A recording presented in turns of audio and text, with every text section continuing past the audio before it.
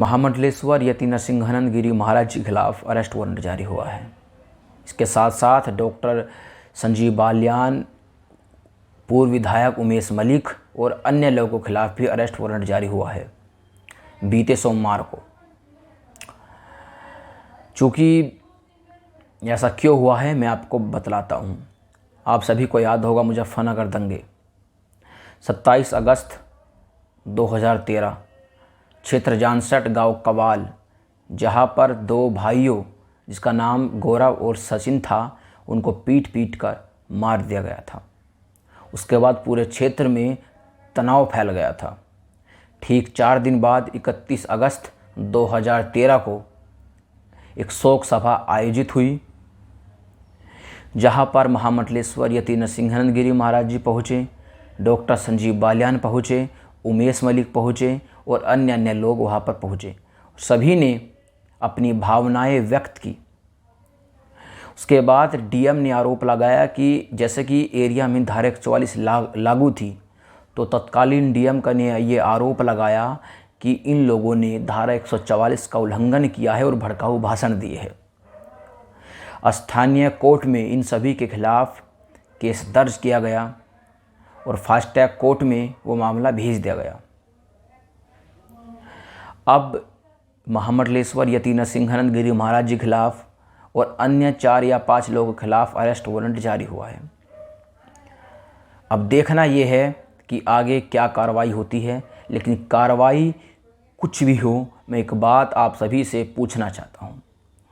जब बरेली में तोकीर राजा बयान देता है, भड़काऊ बयान देता है, भड़काऊ स्पीच देता है, तो उस पर कोई कार्रवाई नहीं होती। दिल्ली में कोविड फैलाने का आरोपी रातों रात गायब हो जाता है। देश में कोविड फैलाने का आरोपी रातों रात गायब हो जाता है, उस पर कोई कार्रवाई नहीं होती।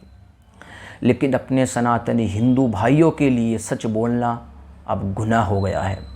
2013 में जो बोला, अब उसकी सज़ा अब दे रहे हैं।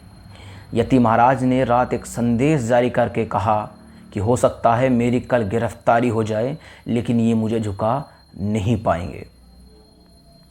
2013 में तो समाजवादी पार्टी की सरकार थी, हम ये मान सकते थे कि इस प्रकार की कार्रवाई हो सकती है, लेकिन अब योगी महाराज के राज में होगी तो कैसे होगा। एक संत को अगर सच बोलने से रोका जाएगा। अभी कल ही दिल्ली के नंद नगरी में एक शोक सभा आयोजित हुई थी, जहां पर अनेक साधु संतों ने मनीष की हत्या पर अपना रोष व्यक्त करवाया।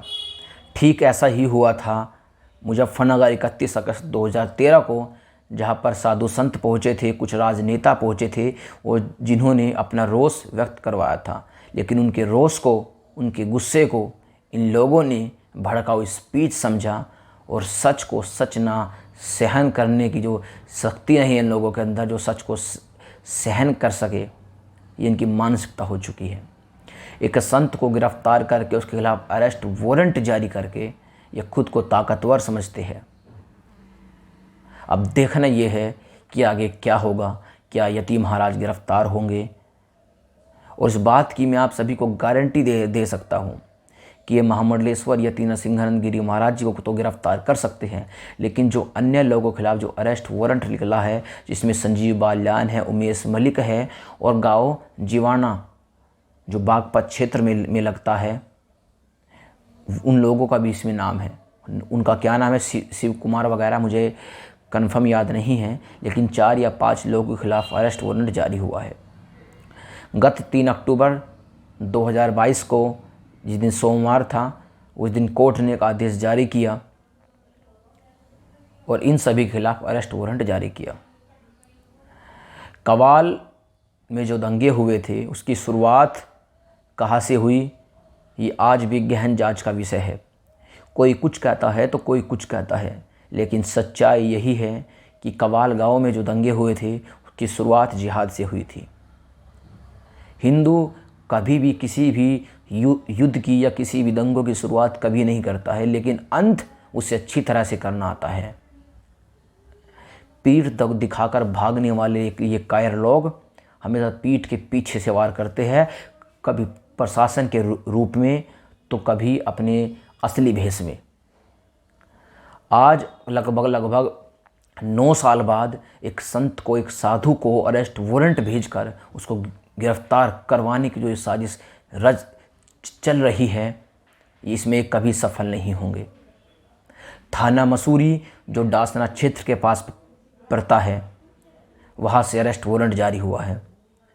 अब देखना यह है कि गिरफ्तारी होती है नहीं होती है, और सबसे बड़ी बात देखने की ये होगी कि गिरफ्तारी के बाद जो हमारे तथाकथित हिंदू संगठन हैं उनका स्वभाव क्या होगा, क्योंकि महामंडलेश्वर यति नरसिंहानंद गिरी महाराज जी पहले भी जेल में रहकर आ चुके हैं।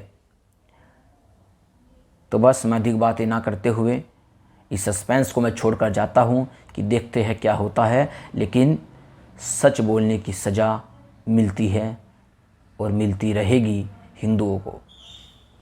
हर हर महादेव, हर हर महादेव, हर हर महादेव।